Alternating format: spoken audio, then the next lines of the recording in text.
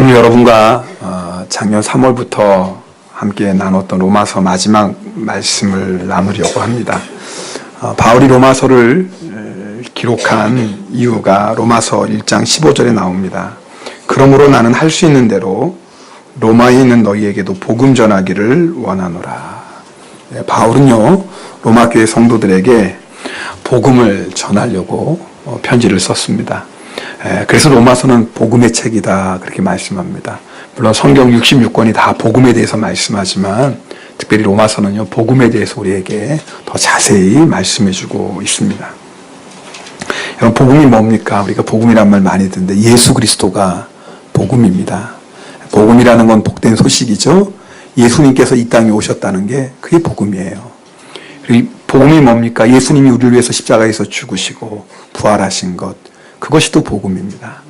복음은 예수님에 대한 모든 진리가 복음이에요. 이 복음은요, 믿는 자에게 구원을 주신 하나님의 능력입니다. 오늘 우리가 말씀 보면 25절에 복음은 영세전부터 시작되었다 그랬어요. 오늘은 여러분 로마서 말씀을 정리하는 시간입니다. 여러분 들었던 말씀이지만 여러분 오늘 말씀을 통해서 하나님께서 더 큰 은혜와 깨달음 주실 것을 믿습니다. 복음은 영세전부터 있었어요. 그런데 예수 그리스도께서 이 세상에 오심으로 말미암아 그것이 밝히 드러나게 됩니다. 그렇죠? 그래서 예수님의 십자가와 부활을 통해서 하나님의 복음의 계획이 다 이루어지게 됩니다. 여러분, 우리는 이 복음을 믿고 구원받았습니다. 자, 그런데요, 이미 로마 교회에 있는 성도들도 복음을 듣고 복음을 믿고 구원받았잖아요. 바울이 로마 교회에 편지 썼는데 로마 교회 성도들이 복음을 몰라서 편지를 쓴 게 아니잖아요. 이미 로마 교회 성도들은 복음을 들었고 또 복음을 믿었고 복음으로 구원받았어요. 여러분, 이미 로마 교회 성도들의 믿음은요, 모든 자들에게 알려졌어요. 그런데도 바울은 다시 로마 교회 성도들에게 복음을 전합니다. 오늘 여기에 우리에게 중요한 메시지가 있습니다. 복음으로 살라는 겁니다. 단지 내가 듣고 알고 그리고 구원받았다라는 것으로 끝나지 말고 오늘도 복음으로 살라는 겁니다. 요한복음 11장 25절 26절 말씀 우리 함께 읽겠습니다. 같이 읽습니다. 예수께서 이르시되 나는 부활이요 생명이니 나를 믿는 자는 죽어도 살겠고 무릇 살아서 나를 믿는 자는 영원히 죽지 아니하리니 이것을 내가 믿느냐. 여러분, 예수님이 부활이고 생명이십니다. 그 예수님이 내 안에 오셨습니다. 그러니까 내 안에도 뭐가 있는 거예요? 예수님의 생명이 있고 예수님의 부활이 우리 안에 있는 겁니다. 이제는 내가 사는 게 아니라 누가 사는 거예요? 예수님이 사시는 겁니다. 우리 로마서 한 구절 말씀 더 읽겠습니다. 로마서 6장 6절에서 8절까지의 말씀 우리 함께 읽겠습니다. 우리가 알거니와 우리의 옛사람이 예수와 함께 십자가에 못 박힌 것은 죄의 몸이 죽어 다시는 우리가 죄에게 종노릇하지 아니하려 함이니 이는 죽은 자가 죄에서 벗어나 의롭다 하심을 얻었음이라. 만일 우리가 그리스도와 함께 죽었으면 또한 그와 함께 살 줄을 믿노니. 자, 여러분, 오늘 우리가 읽은 로마서 말씀은요, 복음의 역사가 어떻게 우리에게 일어났는지를 말씀해 줍니다. 여러분, 우리가 예수님을 믿는 것은 이제는 내가 예수님과 함께 십자가에서 죽었다라는 겁니다. 여러분, 그게 바로 세례예요. 저희 교회는 감리교에 속한 교회입니다. 감리교 또 장로교, 성결교는요, 세례를 베풀 때 머리에 물을 부어서 세례를 줍니다. 우리 지난주에 여러분 세례식 봤죠? 네. 그런데 침례교나 순복음 교단은요, 실제로 물 속에 들어갑니다. 그래서 여름에는 이렇게 강 같은 곳에 가서 세례주기도 하고요. 또 교회 안에 침례통이 따로 있습니다. 아마 여러분 중에 그렇게 침례 받으신 분도 계실지 모르겠습니다. 말 그대로 물속에 들어가요. 온몸을 다 들어갑니다. 여러분 그렇게 한 5분 정도 있으면 어떻게 돼요? 아니 제가 어려운 거 물어보는 게 아니라 긴장하지 마시고 성경에 안 나와 있어요. 그건 그렇죠? 한 5분 정도 있으면 어떻게 돼요? 죽죠. 네, 그게 세례예요. 세례의 의미는 뭐냐면 나는 죽었다라는 거예요. 죄의 종노릇하는 나는 죽었습니다. 내 욕심대로, 내 고집대로, 내 정욕대로 살았던 나는 죽었습니다.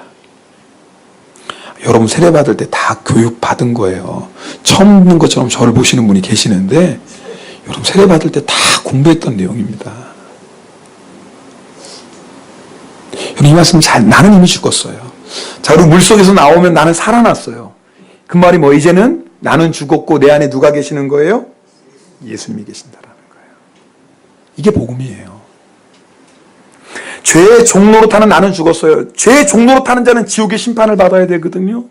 근데 죄의 종노릇하는 나는 죽었어요. 그리고 이제 부활이시고 생명이신 예수님이 내 안에 계세요. 그리고 이제는 매일매일 내가 그 예수님과 동행하며 사는 겁니다. 복음은 과거에 들었던 게 아니에요.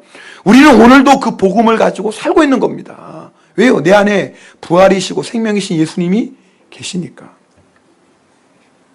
그래서 로마서 1장 17절에는 기록된 바 오직 의인은 믿음으로 말미암아 살리라. 뭘 믿는 거예요? 복음을 믿는 거예요. 예수님을 믿는 믿음으로 사는 거예요. 예수님의 십자가와 부활을 믿는 믿음으로 사는 겁니다. 그저 나 예전에 예수 믿었어요. 예수 믿고 세례받고 구원 받았어요. 과거가 아니라 나는 지금도 내 안에 계시는 예수님, 나의 생명이 되고 나의 부활이 되시는 그 예수님으로 말미암아 삽니다. 이게 복음이다 그 말이에요. 그래서 바울이 로마교회 성도들에게 복음을 또 들려준 거예요. 여러분이 복음을 듣고 구원 받았는데 그러나 여러분 지금도 그 복음을 붙잡고 살아야 됩니다.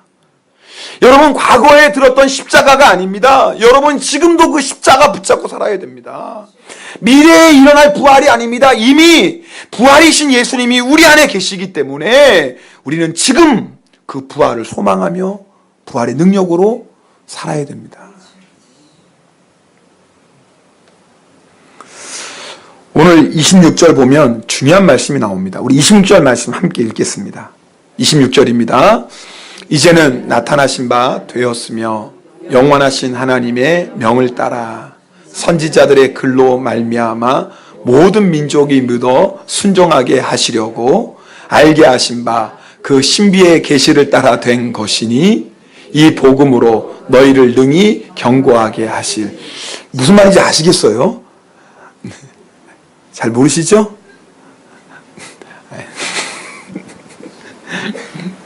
여러분 이 말씀이요, 복음에 대한 설명이에요. 그러니까 사도 바울이 처음부터 복음에서 마지막 로마서가 끝나는 무슨 27절은 하나님을 향한 찬양과 영광을 올려드리며 끝나지만 25절, 26절 지금 뭐에 대한 얘기예요? 복음에 대한 얘기예요. 복음은 창세전부터 있었는데 이 복음이 선지자의 글로 기록된 이 복음이 이제 하나님의 때가 되어서 나타났는데 이 복음이 또 모든 민족에게 전파되었고 그 다음에 이 복음을 믿는 자마다 구원받는데 이 복음이 하나님의 계신데 그리고 맨 마지막에 이 복음을 통해서 하나님이 능히 너희를 경고하게 하실 거다. 이게 25절 26절이에요.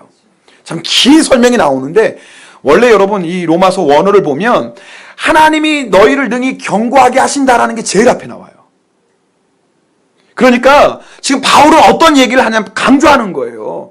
바울이 왜 로마에 있는 교회들에게 다시 이 편지를 써서 복음을 알려줬냐면 이 복음을 통해 하나님이 너희를 경고하게 하신다 그 말이에요. 다시요. 여러분 하나님이 우리를 어떻게 경고하게 하실까? 복음을 통해서 경고하게 하신다라는 거예요. 그래서 바울이 내가 너에게 복음 전하기를 원한다? 그럼 복음에서 쭉 말씀하고 내가 왜 여러분에게 복음을 알고 있는 여러분에게 복음을 듣고 믿고 구원받은 여러분에게 다시 복음을 전했냐면 하나님이 이 복음을 통해서 여러분을 경고하게 하시기 때문에 그렇습니다. 여러분 경고하게 하신다라는 데에는 크게 두 가지 뜻이 있어요. 첫 번째는 붙잡아 준다라는 거예요.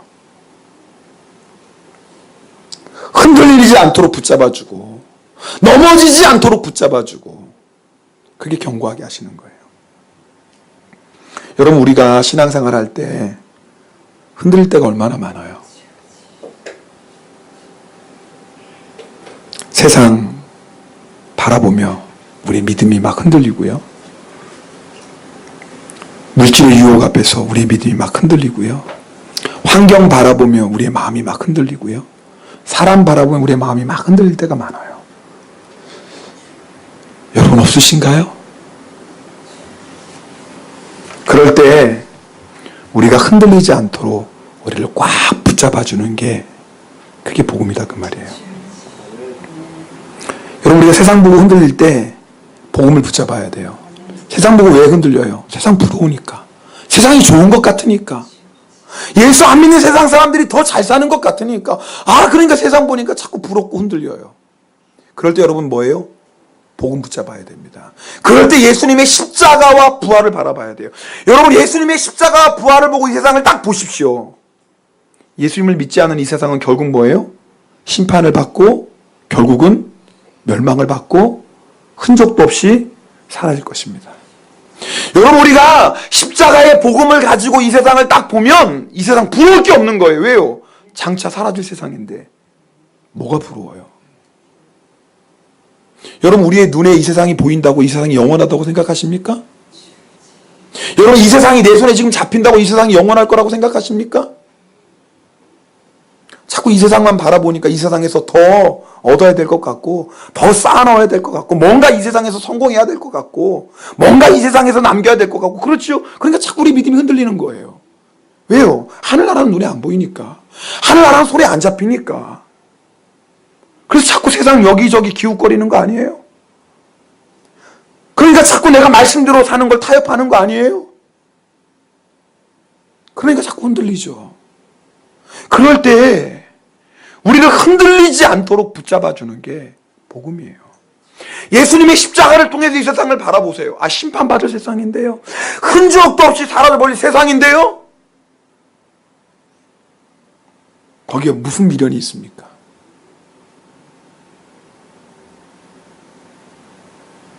거기에 무슨 미련이 있어요? 여러분, 우리가 복음을 붙잡고 나면 정말 이 세상이 아무것도 아닌 것을 깨닫게 됩니다. 우리가 복음을 붙잡고 나면 영원한 하늘나라, 눈에 보이진 않고 손에 잡히진 않지만 그 영원한 하늘나라가 진짜라는 게 믿어집니다. 그럼 흔들리는 것도 흔들 게 없는 거예요. 그렇지. 내가 왜 세상 바라보면서 흔들려? 잠시 있다 사라져버릴 세상인데. 그렇지. 나는 영원한 하늘나라의 소망을 가지고 사는 사람인데 내가 흔들릴 게 뭐 있어? 여러분, 어려워요? 아니에요. 어려운 게 아니에요. 여러분, 9.11 세계 무역센터 테러 있을 때 그 빌딩에 갇혀서 이제 죽을 시간을 기다리는 사람들이 친구들에게 보낸 전화, 메일, 그것이 책으로 출판되어 나왔어요. 마지막 메시지죠. 무슨 전화를 했을까요? 자, 한번 생각해 보세요. 무슨 얘기를 했을까요? 당신의 빚 안 갚아, 빨리 갚아. 그런 메일 보낸 사람이 있었을까요? 하여튼 세상에는 뭐 별의별 사람이 다 사니까. 그죠? 그 안에 나 돈 더 벌어야 되는데 그럴 사람이 있었을까요, 과연? 그 안에서 죽어가면서 나는 죽어도 이제 조금 있으면 죽는데 그래도 죽어도 당신 용서 못해. 이런 전화하고 메일 보낸 사람이 있었을까요? 두 가지였대요. 하나는 사랑한다는 거였고 하나는 용서한다는 거. 때로는 용서해달라는 거였대요. 여러분, 예수를 안 믿어도요, 사람이 마지막 죽음 앞에 딱 서면은요, 뭐가 중요하고 뭐가 중요하지 않은지가 분별이 돼요. 예수를 안 믿어도요, 내가 오늘 죽는다라고 딱 하면 인생에 뭐가 소중하고 뭐가 소중하지 않은지가 분명하게 보입니다. 여러분, 우리가 복음을 붙잡고 사는 이유가 뭔 줄 아세요? 내가 복음을 딱 붙잡고 나면 진짜와 가짜가 보여요. 내가 복음을 딱 붙잡고 나면 지금 내가 버려야 될 게 뭐고 어떤 일이 있고 어떤 상황 속에서도 절대로 버리면 안 되는 게 구별이 돼요.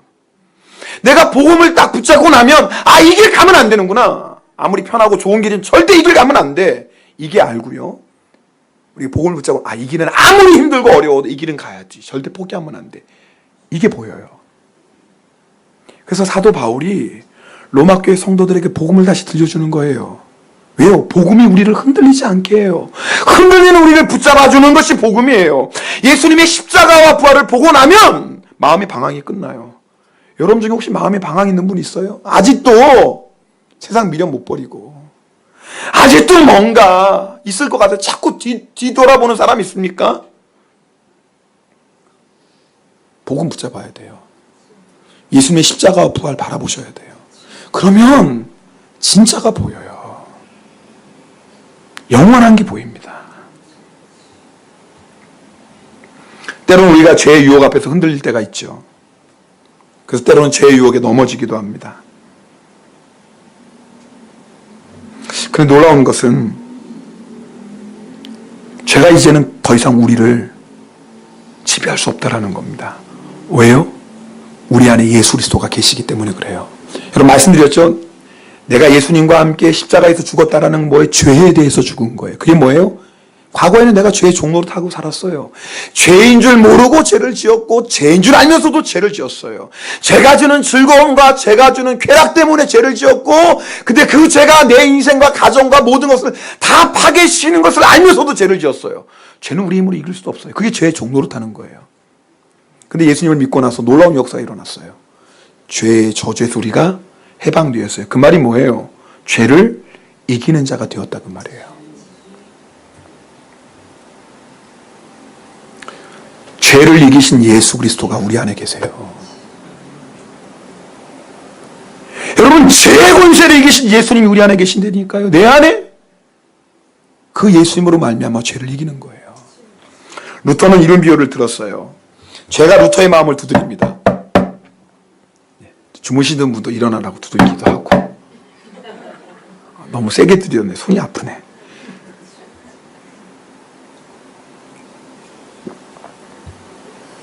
죄가 루터의 마음의 문을 두드립니다.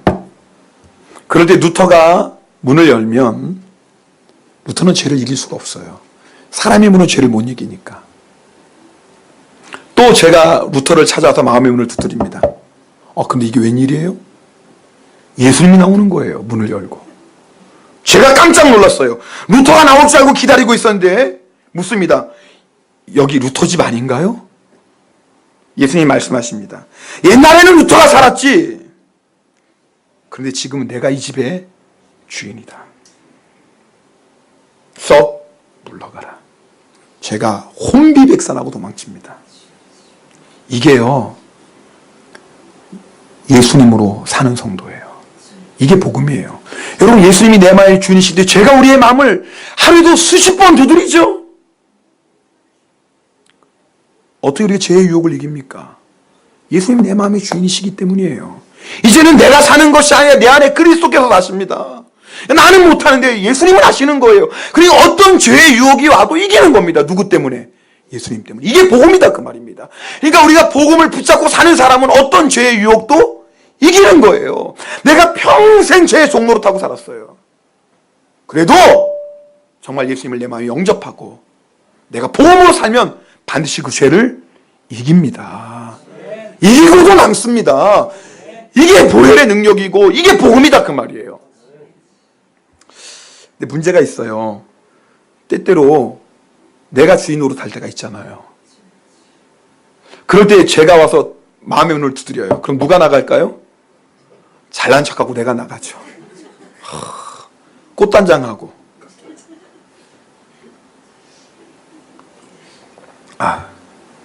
그럼 어떻게 돼요? 아무리 꽃단장하고 나가도요. 사람이 부는 죄를 이길 수가 없습니다. 죄에 넘어지는 거예요.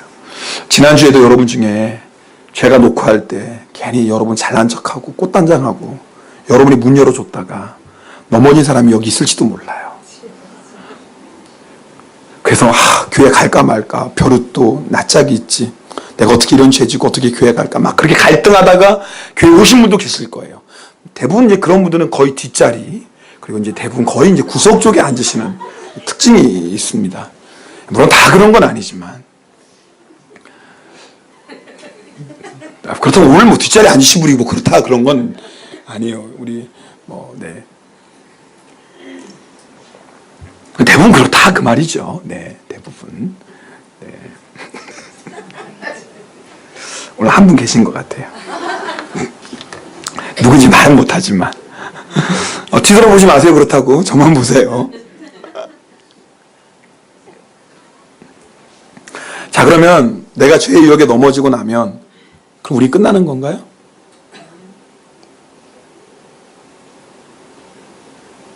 야, 하나님이 나 같은 사람을 사랑하실까? 맨날 넘어지고 또 넘어지고 또 넘어지고. 나도 나한테 질리는데 하나님도 나 같은 사람한테 질리실 거야. 아마 나 택하신 거 후회하실지도 몰라. 그래, 나 같은 사람이 무슨 예수는 예수야.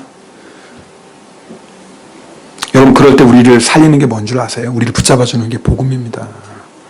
예수님은 십자가에서 죽으심으로 말미암아 우리가 과거에 지었던 모든 죄를 용서하셨을 뿐만 아니라 앞으로 살면서 모든 짓는 죄의 문제까지 다 해결하셨습니다. 그게 복음이에요. 여러분, 우리가 아무리 추하고 더러운 죄를 가지고 주님 앞에 나온다 할지라도 진실로 주님 앞에 회개하며 나아가면 주님께서 우리를 흰눈처럼 양털처럼 깨끗하게 해주시고 모든 불의 소리를 깨끗하게 해주십니다. 이게 복음이에요. 그래서 우리가 그 복음 때문에 다시 일어날 수 있는 거예요. 그리고 다시 주님 앞에 나아갈 수 있는 거예요. 근데 이 말씀을 오해해서 들으면 안 됩니다.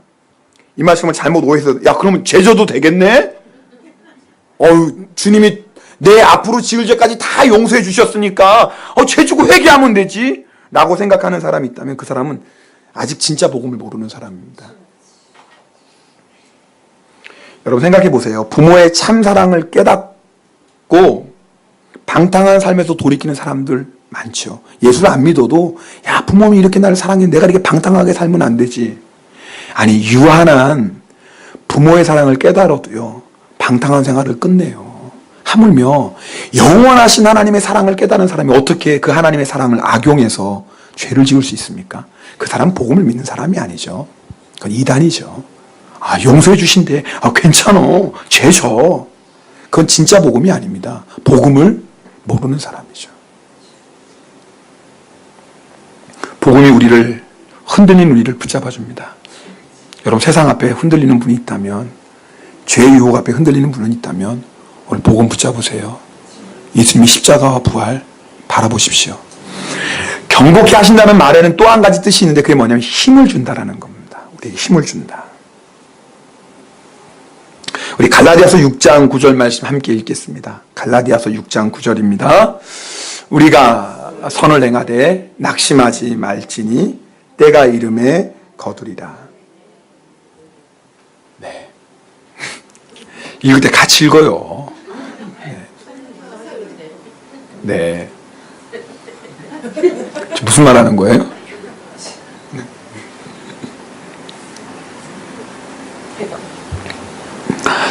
이 말씀 보면 선을 행하되 뭐 할 때가 있어요? 낙심할 때가 있어요. 여기 선이라는 건 세상으로 말하는 착한 일이 아니에요. 선은 성경이 선입니다. 성경의 말씀이 선이에요. 선의 기준은 하나님의 말씀이에요. 우리가 하나님의 말씀대로 살 때 낙심할 때가 있어요. 여러분, 우리가 하나님을 섬기고 교회를 섬길 때 낙심할 때가 있습니다. 지금 내가 하는 이 일이 하나님을 기쁘시게 하는 거라는 걸 내가 알아요. 지금 내가 가고 있는 길이 영생의 길이고 생명의 길인 것을 내가 알아요. 근데 이상하죠? 아는데 낙심이 될 때가 있어요. 실망할 때가 있어요. 내가 이렇게 열심히 하는데 열매가 보이지 않고, 내가 이렇게 사명의 길을 달려가는데 역사가 일어나지 않는 것 같아요. 오히려 상황은 점점 힘들어져요. 육체적으로도 힘들고. 그럼 우리가 어때요? 마음의 힘이 자꾸 빠져요. 그게 낙심이에요. 마음의 힘이 빠져버려요. 낙심해요. 낙심하면 포기하게 됩니다. 이 길이 하나님이 기뻐하시는 길이고 영생의 길, 생명의 길인 걸 알면서도 낙심하고 힘이 빠지면 포기하게 돼요.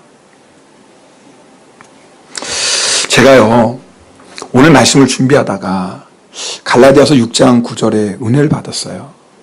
저는 이 말씀을 수십 번도 더 읽고 암송하는 말씀이에요. 우리가 선을 행하되 낙심하지 알지 피곤하지 아니하면 때가 이름에 거두리라. 예전 성경에는 우리가 선을 행하되 낙심하지 아니하면 낙심하지 말지 뭐예요? 피곤하지 아니하면. 네. 지금은 포기하지 아니하면, 예전 성경에는 피곤하지 아니하면 그랬어요. 제가 암송하고 있는 말씀. 근데 참 이상하죠, 하나님의 말씀은. 다른 데는 몰랐는데요. 이번에 이 말씀을 준비하다 제가 은혜를 받았어요. 어디에 은혜를 받았냐면 사도 바울이 너희가 선을 행하되 낙심하지 말지니 포기하지 아니하면 때가 이름에 거둔다. 그러지 않았어요. 그러지 않고 우리가 선을 행하되 낙심하지 말지니 포기하지 아니하면 때가 이름에 거두리. 이게 무슨 말씀이에요? 사도 바울도 낙심할 때가 있었다라는 거예요. 사도 바울도 포기하고 싶을 때가 있었다라는 거예요. 내가 이렇게 복음을 향해서 생명 걸고 달려나가는데 환난과 핍박이 계속되고 열매는 보이지 않는 것 같고, 주님 이런데도 내가 계속 이 사명의 길을 달려가야 되나요? 주님 너무 힘든데, 너무 지쳤는데 내가 이래도 계속 주님 십자가 지고 가야 되나요? 사도 마음속에 이런 낙심이 오고, 그래서 포기하고 싶을 때도 있었다라는 거예요. 제가 이 말씀을 묵상하는데 위로가 되더라. 나만 그런 게 아니었구나. 나만 낙심하고 나만 포기하고 싶었던 게 아니라 사도 바울과 같은 위대한 사도도 낙심할 때가 있었고 포기하고 싶을 때가 있었구나. 여러분 중에서도 마음이 힘이 빠져서 낙심하고 포기하고 싶은 분들 있습니까?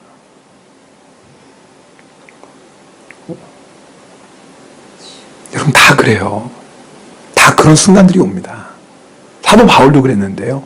그런데 중요한 게 바울 사도가 그런 순간에도 말이에요. 어떻게 승리했을까? 고린도후서 2장 4절에 보면 사도 바울이 고린도 교회에 편지를 쓰면서 이렇게 기록합니다.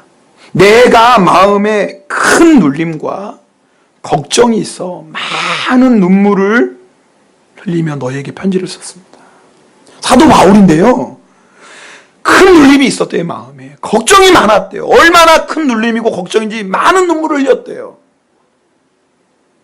근데 그런 상황 속에서 사도 바울이 포기하지 않고 사명의 길을 걸어갑니다. 어떻게 가능하죠? 복음 때문이에요, 복음. 예수님의 십자가와 예수님의 부활을 바라보니까 그 낙심도 이길 수가 있고 포기하고 싶은 순간에 다시 일어날 수 있어요. 여러분 보세요. 사도 바울이 예수님을 위해서 고난당하고 있어요. 예수님이 주신 십자가 지고 주님을 따라가고 있어요. 너무 힘들고 지쳐요. 낙심이 돼요. 포기하고 싶어요.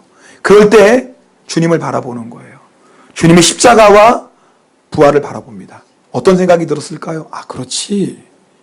십자가가 끝이 아니잖아. 그렇지. 예수님이 십자가 지셨지만 예수님은 십자가로 끝나지 않으셨잖아. 맞아. 십자가 뒤에 부활이 있잖아. 내가 지금 주님과 함께 고난당하는 게 끝이 아니지.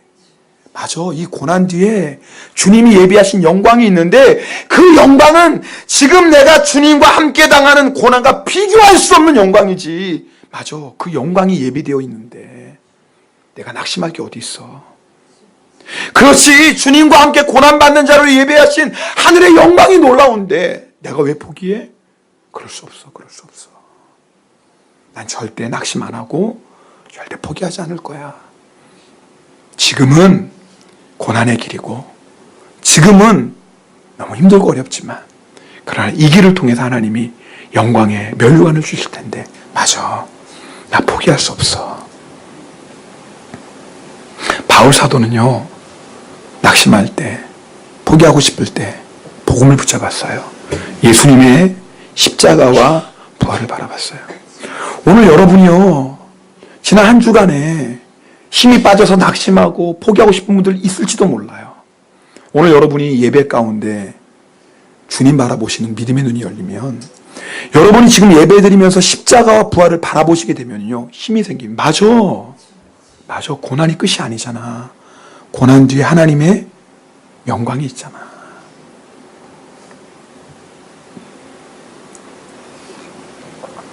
제가 교회를 섬기다가 언제가 너무나 마음이 힘들고 낙심하고 포기하고 싶을 때가 있었어요.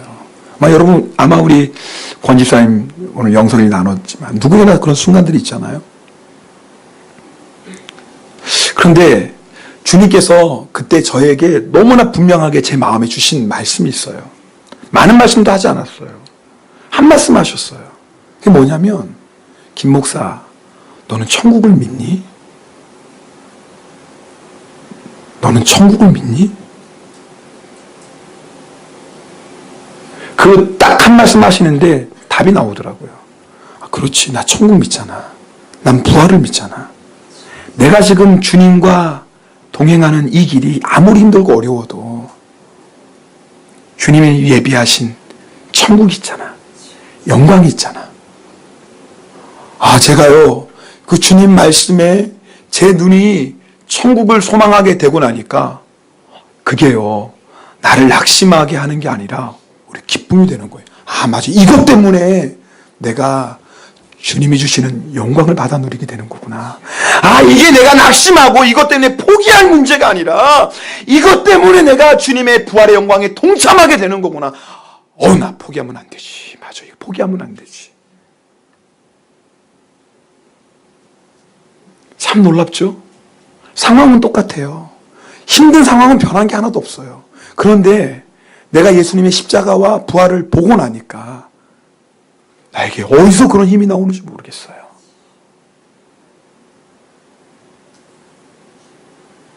여러분 중에 지금 내가 가는 길이 주님이 기뻐하시는 길인 걸 알고, 내가 지금 주님을 섬기고 교회를 섬기는 것이 복된 것인 줄 알면서도, 내가 이 사명의 길을 끝까지 달려가야 되는 것을 알면서도 말입니다, 자꾸 낙심하게 되고, 그래서 포기하고 싶은 분이 있다면 오늘 십자가와 부활을 바라보십시오. 그럼 답 나옵니다.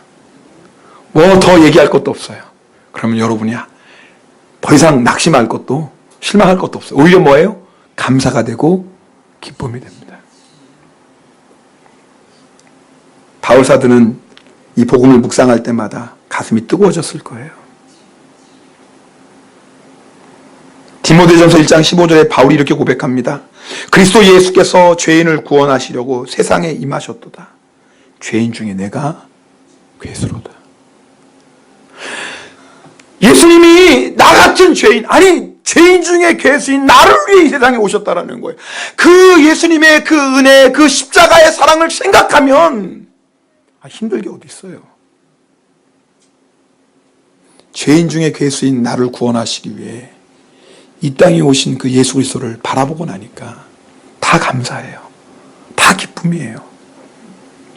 여러분, 그 복음의 감격 때문에 바울은요, 선한 싸움 싸우고 달려갈 길을 마치고 믿음을 지켰습니다. 우리도 똑같습니다. 여러분, 우리가 끝까지 승리할 수 있는 힘은 복음입니다. 예수님의 십자가와 부활입니다. 여러분 중에 세상을 보고 흔들리고 있는 사람, 죄의 유혹 앞에서 흔들리고 있는 사람이 있습니까? 십자가 부활을 바라보십시오. 마음에 힘이 빠져 낙심하고 상황도 힘들고 몸도 힘들고 마음도 힘들고 그래서 포기하고 싶은 분 있습니까? 십자가 부활을 바라보십시오. 그러면 주님께서 우리를 견고하게 하십니다.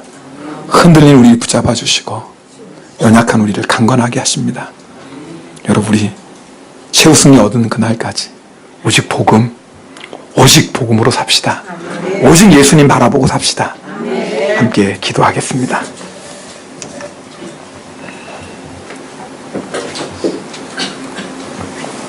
이 시간 우리가 합심으로 기도하길 원합니다. 하나님, 제가 주님 바라보지 못하고 세상 보고 흔들리고 있습니다. 아직도 내 안에 세상의 미련 남아서 자꾸 멈칫거리고 뒤돌아보고 있습니다. 주님, 내가 아직도 죄의 유혹 앞에서 내 마음이 왜 이렇게 흔들리는지 모르겠어요.